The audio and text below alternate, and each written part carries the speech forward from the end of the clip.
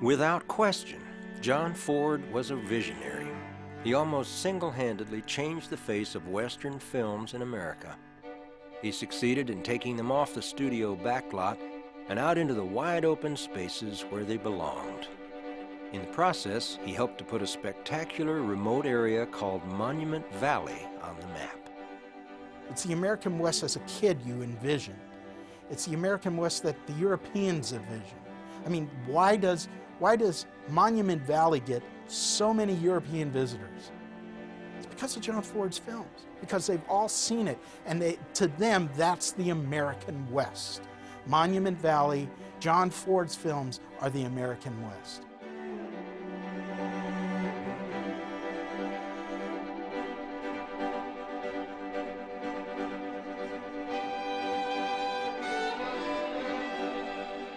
In 1938, the word went out that Walter Wanger's company was looking to shoot a John Wayne film called Stagecoach on location in Kayenta, Arizona, just outside of Flagstaff.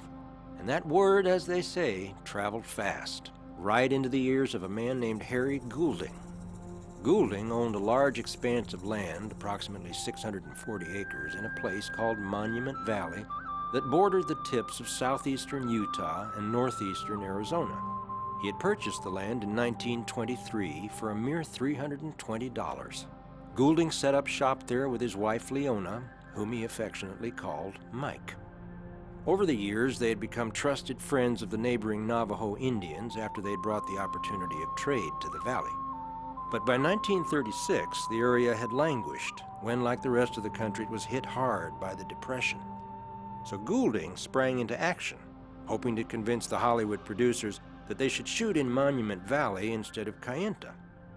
He knew that a production company like that would bring money and supplies into the region. He got a bunch of professionally shot stills of Monument Valley together, 8x10s, in a little presentation booklet. And he drove to Los Angeles with his wife. And he went to Walter Wanger Productions and asked to see Walter Wanger. Walter Wanger wasn't there. He said, "Could I speak to the director?" And John Ford happened to be there, doing pre-production.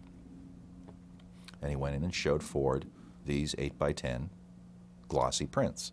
And Ford said, "I'd heard about Monument Valley, but I've never been there. This looks extraordinary." He'd never seen images like this in his life. And that was the beginning. Ford was smitten with the idea of shooting his film there, so he quickly shifted gears and began making preparations to move production right into Monument Valley. I wanted relief. I was anxious to get away from Hollywood, get away from the whole background, particularly studio heads, get out in the great open spaces. I worked hard, felt better, slept well, ate well. It was a lot of fun. The Navajos had christened the spectacular yet forbidding terrain the land that God hid.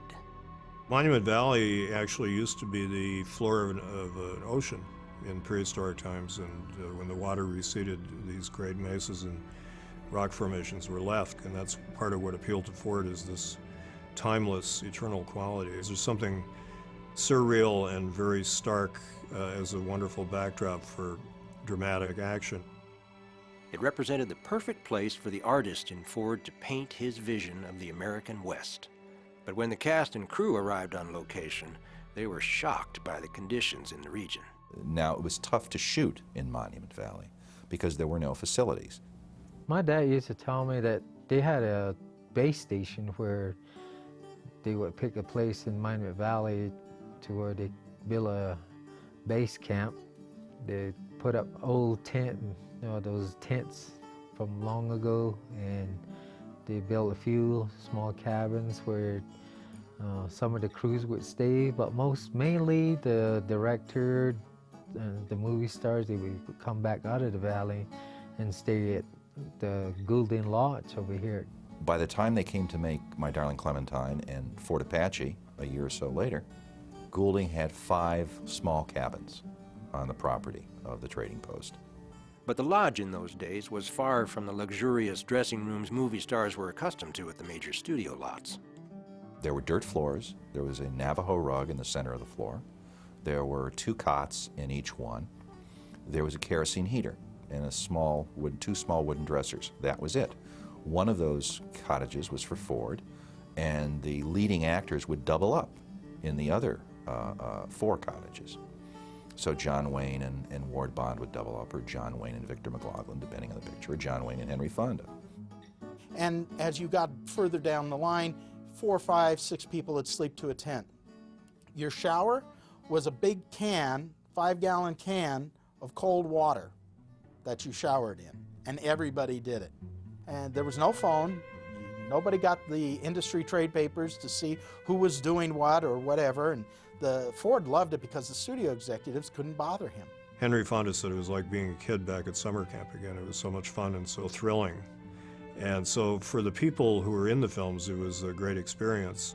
The Indians were there, and you talked to them, and they were real Indians in the real wilderness, and you were living on a cot just like the soldiers lived 75 years earlier. So it was easy to slip into a sort of psychological reality of the movie you were making. Upon the release of Stagecoach in 1939, Ford was relieved to find he had a huge hit on his hands, thanks in part to the spectacular locations. From the very beginning of the film, it was clear that he had found 2 new stars for his films, John Wayne and Monument Valley. I've always been hooked on Western. I like the people you play with. I like the cowboys. I like the Navajo Indians. I like Wayne. You get out onto the desert, out to Monument Valley, my favorite location. There's a picturesque background. I'm a very happy time in my life. By the time Ford Apache went into production in late 1947, Ford had already completed 2 films in Monument Valley, the seminal Western Stagecoach and the equally impressive My Darling Clementine with Fonda. But his track record was marred by the uncertain success of The Fugitive, and the production company he had started with Marion C. Cooper, called Argosy, was having financial troubles as a result. As the failure of The Fugitive became more and more apparent, it became clear that they would have to forestall making another dream project of his, The Quiet Man, for a number of years in order to try to burn off and pay off the debts. So they had to recoup their losses and make films that RKO could make money on. And so Ford embarked on what we now call the Cavalry Trilogy, but it wasn't really conceived as a trilogy, it just happened that way.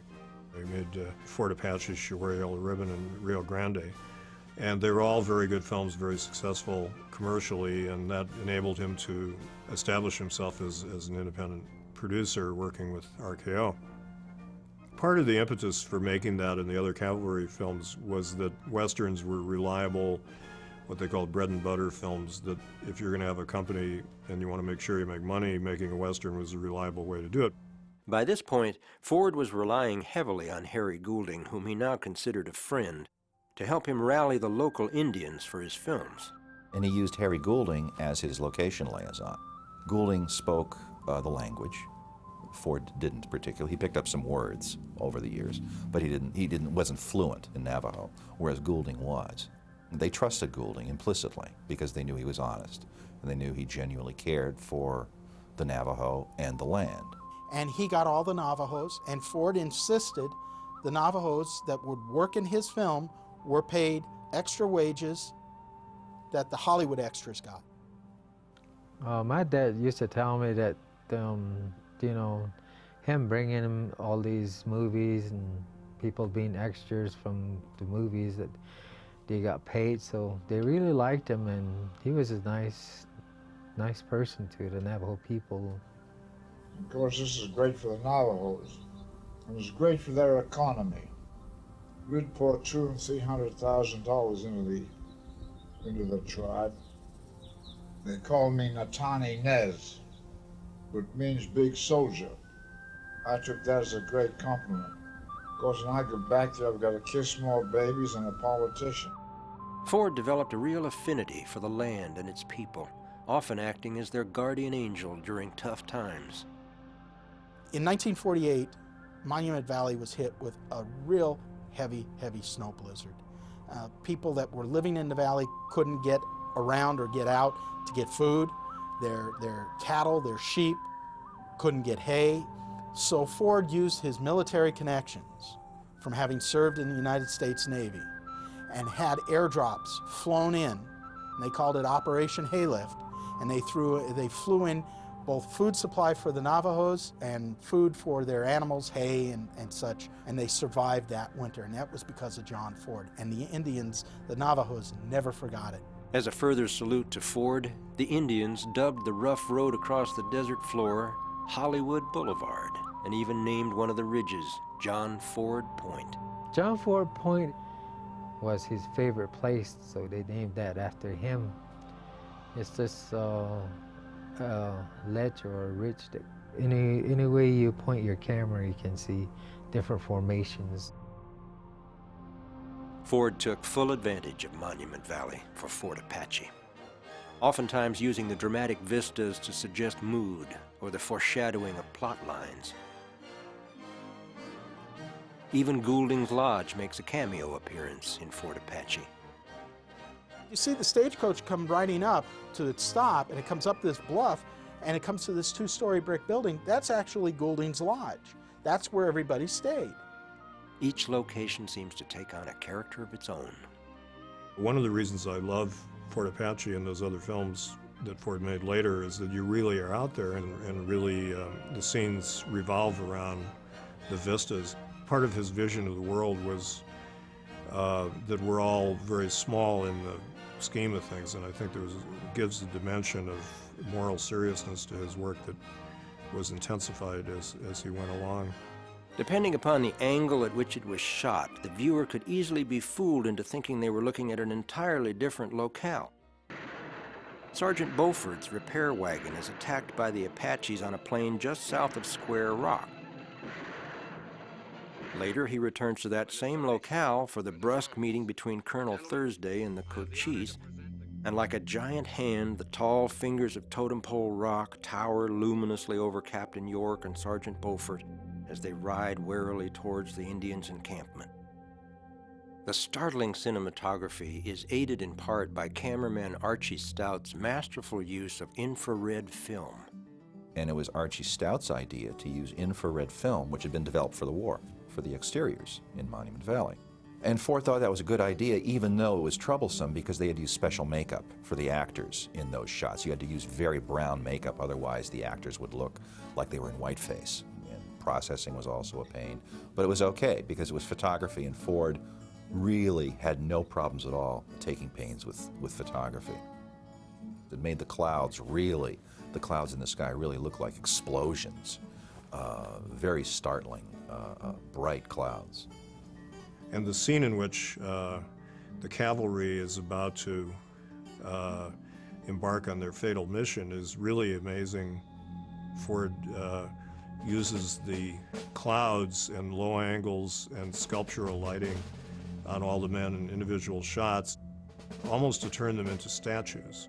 And it's almost like they're turning into statues before they die, and it's a very unusual scene and one of Ford's most striking visual tour de force moments that is never really talked about.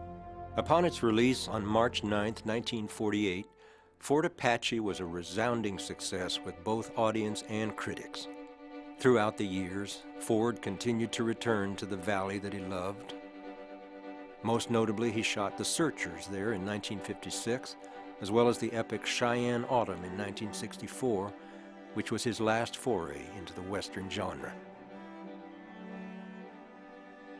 Today, Monument Valley remains a relatively untouched piece of American landscape, with Goulding's Lodge as its centerpiece. Some say it will forever be remembered as John Ford Country, where some of the greatest westerns in motion picture history come alive in a breathtaking setting that truly captures the essence of the Old West.